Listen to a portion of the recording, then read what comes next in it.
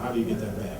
Well, if you're prone to do that, then one of the things you want to be able to have is, and as you talk about PowerPoint presentations, they always have this philosophy of no long sentences. It's always 5 by 5 or 7 by 7. So you're only using bullet points, and then let those bullet points spark your thoughts going forward. The other ways is the old-fashioned cue cards.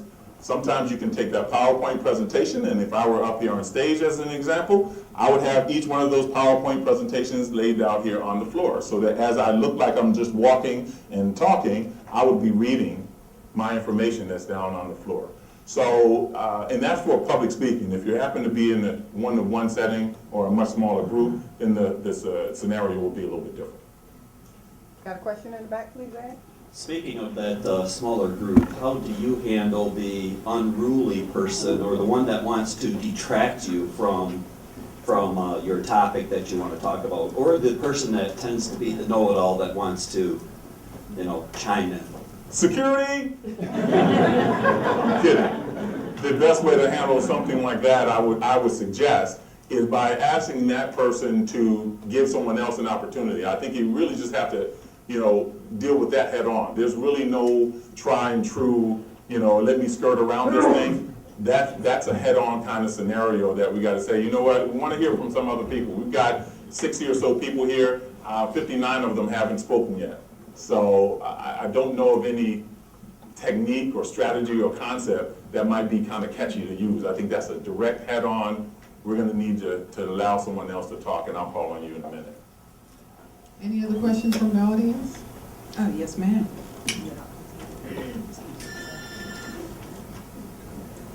Just to be able to ask this question, I have to pretend you're just here, nobody else is here. Okay. But, my biggest struggle is the physical, like my voice is shaking. I cannot control that. I might know what I'm talking about, but as soon as I forget.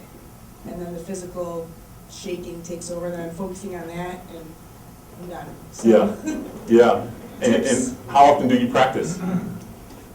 never. Okay. Yeah. Well, I'm not in the position to really speak in public, but I came here because it might be in my future. Sure. Yeah. Start.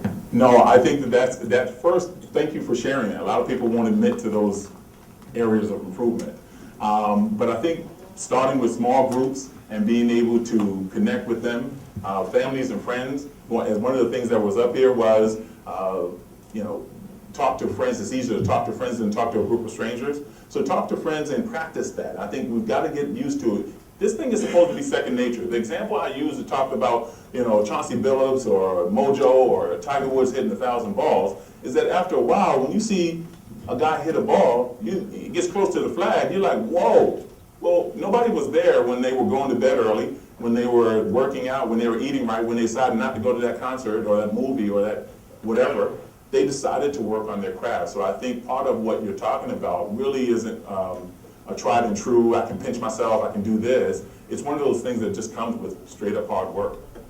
Yeah, I think you can do it. Your voice that's cracky, only you know that your voice is cracky. Your voice is your voice.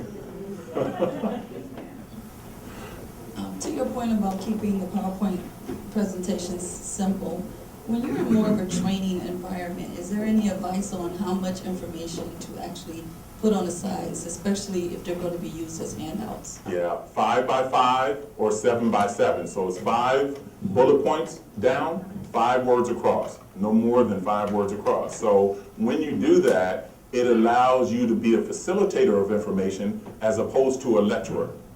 Because remember, this isn't a monologue, it's a dialogue amongst everybody in the group. And so as a facilitator, you're actually asking questions, hoping that they will pull the answer. You might know it. See, attorneys do this very well if there are any in the room.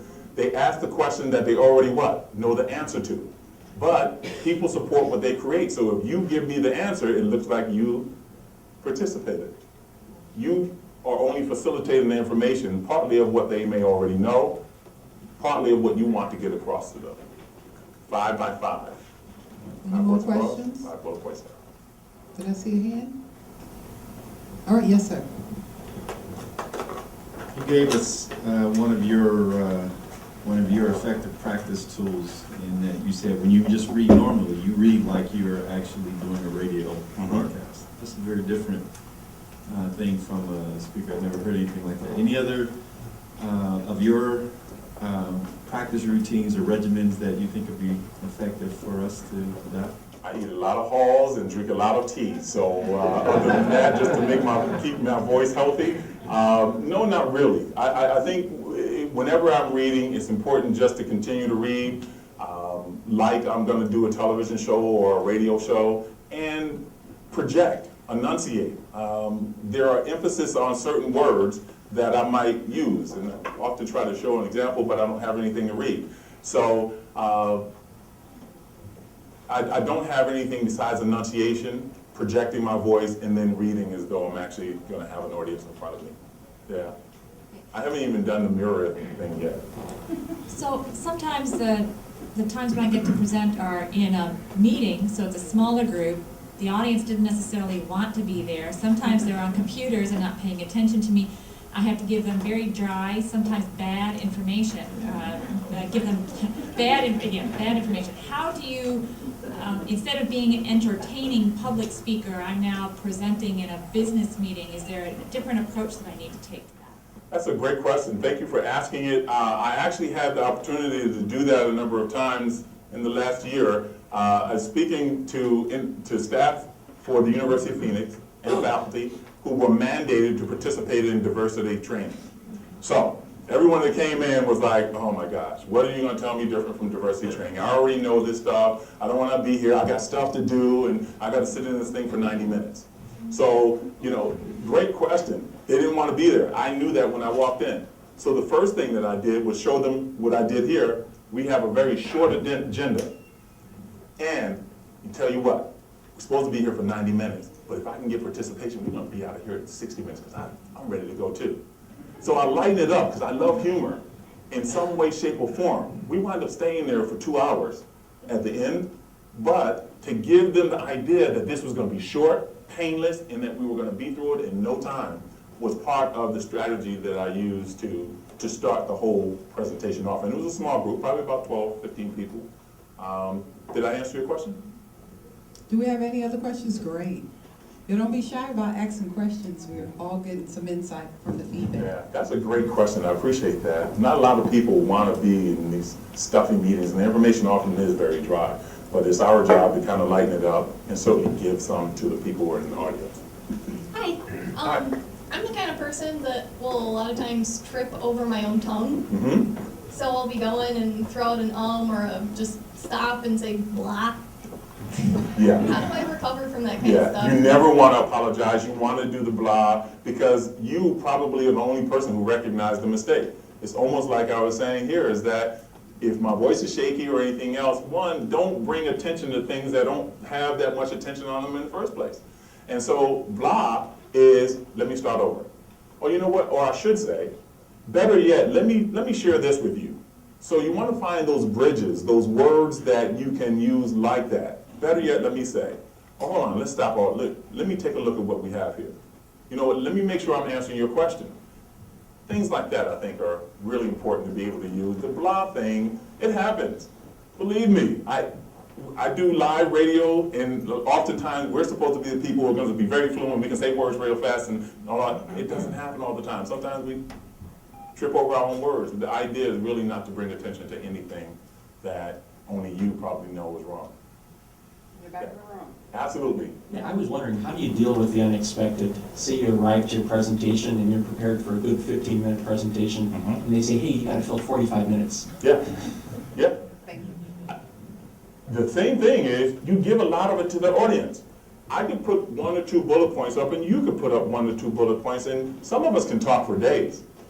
But if you've got an audience there, remember, it's a dialogue. All of us are participating in this, so you're my co-presenter. You're actually helping me to fill this information. It's not me just simply espousing.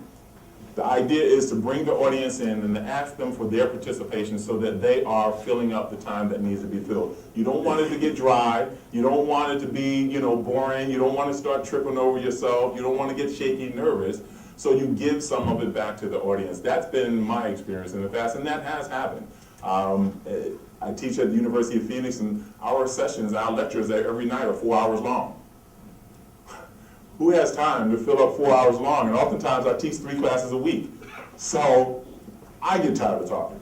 Not that I talk a lot, but That's 12 hours worth of talking. Share it with them, you're facilitating the information, let them be the heroes in bringing that information out. Okay, great.